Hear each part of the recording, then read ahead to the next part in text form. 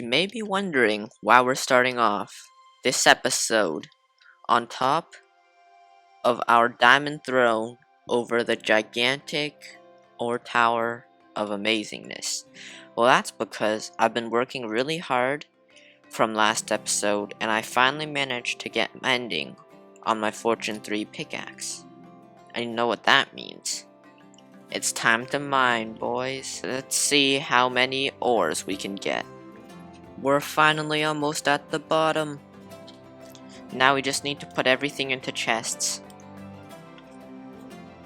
Alright, so I think we got everything, and from all that we got 2 and a bit rows of redstone, a stack and a bit of lapis, almost a row and a half of coal, I think, 2.5 stacks of raw copper, 4 stacks of iron, maybe 5 stacks of iron, 1 stack of gold, and almost a stack of diamonds.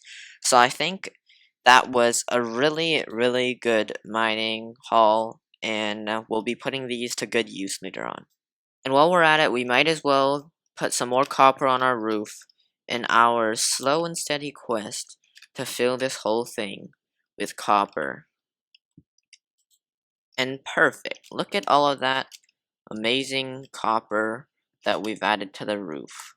I think it looks a bit better if we look at it from on top of the roof, but from this side it's more obvious that we have replaced a lot of the acacia with copper, which is what we're going for, so that's good. Hello everybody and welcome to Mastercraft Season 2, Episode 4, I think? Or maybe it's Episode 3. But we have a lot to get through this episode. Now, we had the dragon fight really recently, and unfortunately I wasn't able to get much footage from it because it was way too laggy for my computer at that time, but I did manage to get the first eye throw, so let's show that now. We're gonna chuck the first eye in 3, 2, 1, go! And that's how we ended up with everything in this shulker box. 2 elytras, a bunch of other stuff. These are the diamonds that we just mined. We don't have to look at those. But we got a lot of things, and that's the good news. Everybody ended up getting an elytra. I think we went to 5 or 6 end cities, and I did end up with a stack and a half of shulker shells, which I'm really happy with. And just like the ores that we just mined, we're also going to be putting everything in here along with the shulker shells to good use in our later projects. But you've all seen the title of the video. This episode we're going to be working on our villagers. And I've been working on them off camera and I managed to get 1 mending villager. But I realize now that this building that we've made... Oh! Well, now the building's gone, but this building that we made, it's way too small for the villagers. Like, we have 4 little cubbies there, and that's not even gonna be enough for what we want to do today. Which is why, if I can get out of here, which is why I've prepared a new spot right over here for the villagers. It's gonna be a lot bigger, and this right here, this building is gonna be the official start of our mega project for this season. And I've been gathering the resources with sandstone and acacia and concrete and everything that we're gonna need for our first build. But first, I wanna go test out a new zombie spawning contraption that I'm trying to create. So let's go do that now. Alright, and here we are in a creative world, and I've created like a basic 3-layer villager curing system. So basically our villager would come in here from the breeder, then we just flick that lever and it dropped down, and then the zombie should kill them, I think. Yep. And it won't actually go in because of this rail here, and zombies can't find their way over rails, so the villager is safe. And then once it gets killed by the zombie, then we just flick that lever and the villager falls down where we can cure them. And this is actually, it works really well. But this is not very automated, right? Because we're gonna have to go from floor to floor every single time, getting villagers, putting them under, then going to the next floor. So I think we can automate this a bit. And it should probably be as simple as getting rid of that lever, putting a piece of string here, an observer, not there, an observer facing into the string, and then if we just get a repeater here and set it to 4 ticks, it should work. So if we get another villager, it's coming up, and it goes in, and it worked. Yes. And now down here, it should also be quite simple. If we just take this out and put this here, and put an observer facing into it. And since we need time for the zombie to kill the villager, I think if we just get a few repeaters, like here, to give it a bit more time, if we set all of these to 4 tick,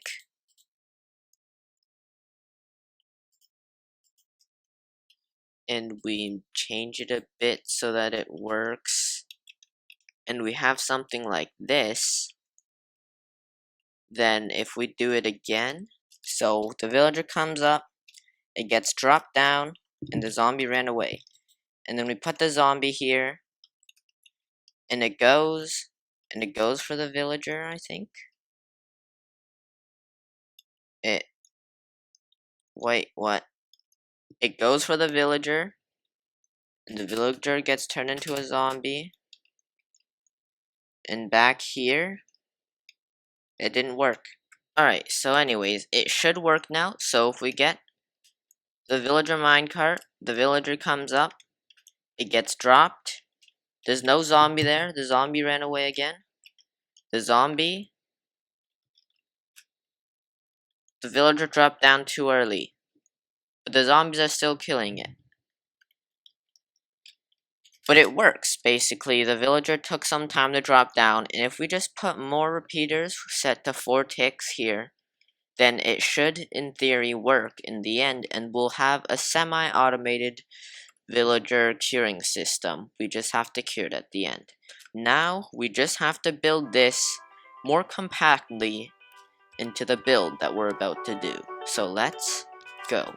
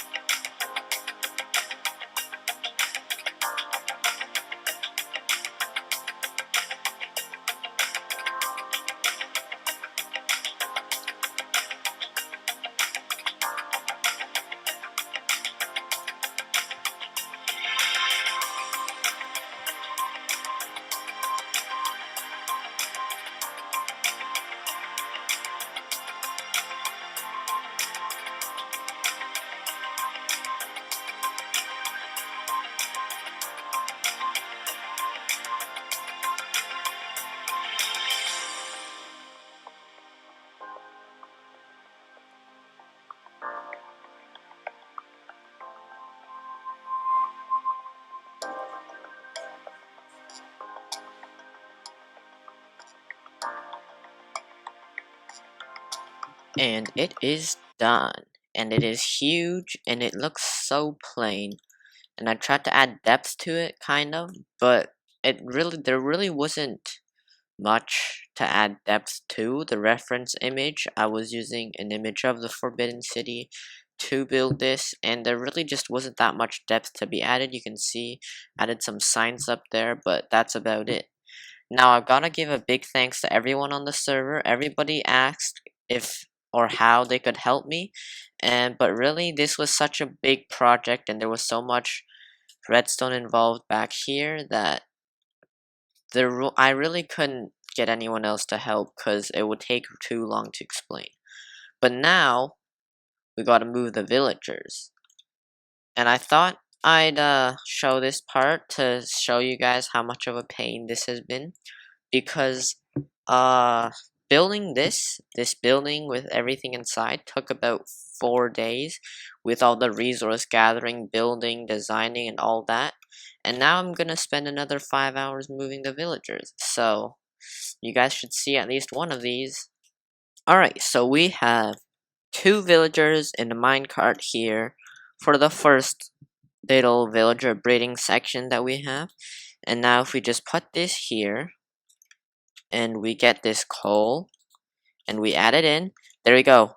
There they go. They're moving. Here they come. Nope. Here they don't come. Give this some more fuel. Are they coming? Nope. Okay.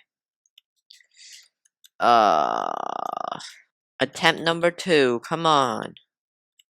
You can do it. I believe in you. Please. We're gonna do it manually. Please. No. Here they go. Here they go. Please. Please work.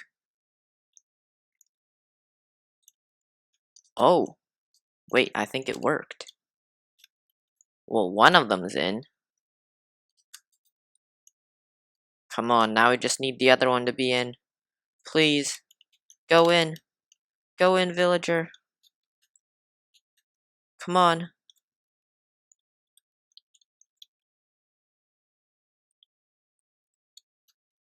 Yes! We did it. Get rid of all this dirt. 1 down. 2 to go. Alright, and it's done. The villagers have all been moved. You can see up there. And also in the potato farm. And also up there. The villagers have all been moved, and now this place is fully functional. And I think that now would be a good time to give you guys a little tour of this place. So, we're gonna start upstairs, because this is where everything happens. This is the core, the engine of this whole operation. We have a double villager breeder into a very humane zombie converter that doesn't hurt the villagers at all. And then we have a potato farm over here that drops all the potatoes to the bottom. And then obviously down here we have the villager zombie holding chamber cell of luxury.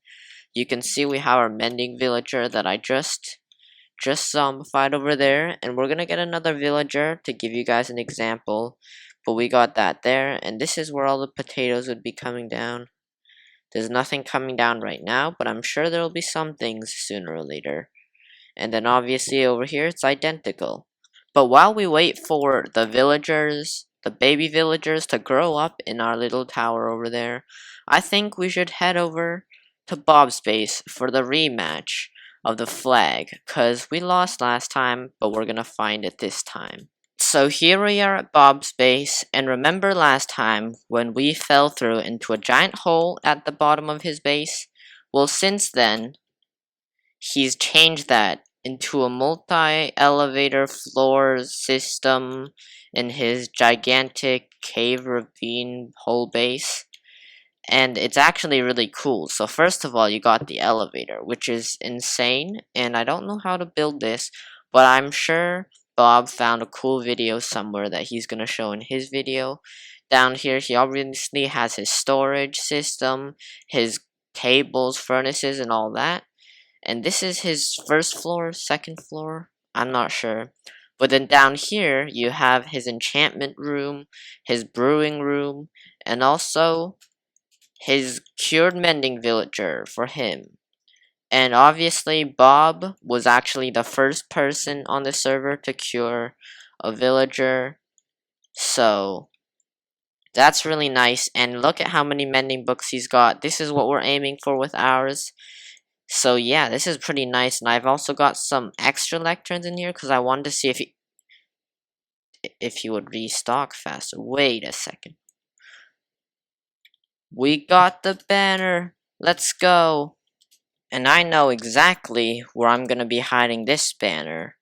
So first, we're going to come into the loom and make this thing